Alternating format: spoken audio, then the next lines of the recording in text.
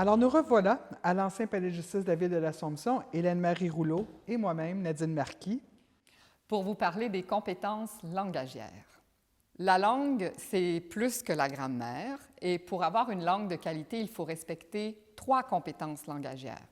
Fonctionner, communiquer, séduire. Commençons par la première. La première, c'est fonctionner. Fonctionner, c'est dire en respect du code. Ça veut dire tout simplement d'appliquer les règles d'orthographe, respecter la structure générale, ainsi que la justesse et la pertinence du vocabulaire. Quand tu dis le code, j'ai envie de te dire que dans mon domaine, il y a une maxime qui dit « Nul n'est censé ignorer la loi ».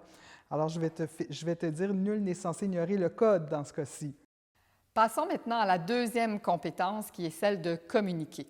Il s'agit ici de déterminer une stratégie de communication en fonction du contexte.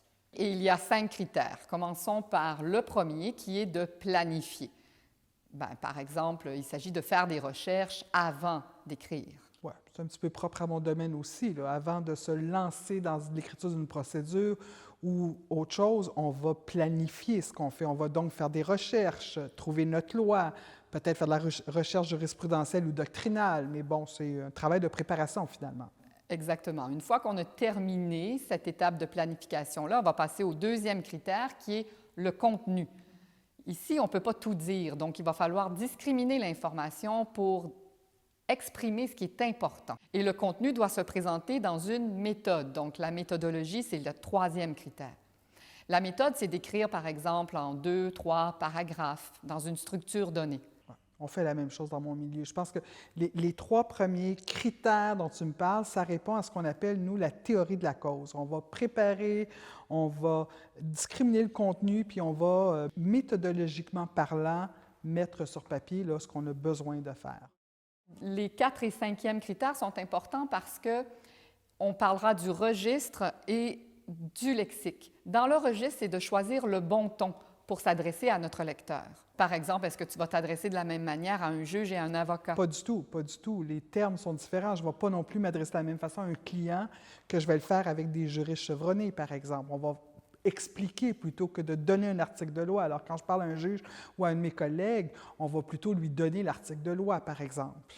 Puis tu ne choisiras pas les mêmes mots. Donc, le lexique est le 5e critère, c'est-à-dire aller chercher les termes spécifiques au domaine d'écriture. Et plus je vais m'adresser à un juriste, plus mon lexique va être particulier au domaine juridique, contrairement à lorsque je m'adresse, par exemple, à monsieur ou à madame tout le monde.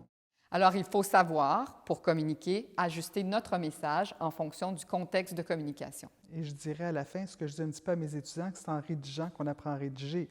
Alors, ce 3e critère, Nadine, qu'on appelle séduire, c'est qu'en amont, on a fait un travail pour fonctionner et communiquer.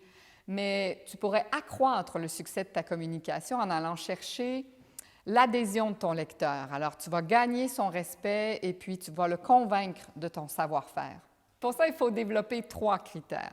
Le premier, c'est l'autorégulation, qui est l'art d'anticiper les questions de notre lecteur et de lui donner la réponse. Le deuxième critère, c'est l'inférence. C'est lorsque ton lecteur va regarder ton texte puis il va s'y retrouver rapidement, ou bien lorsqu'il ne s'ennuiera pas.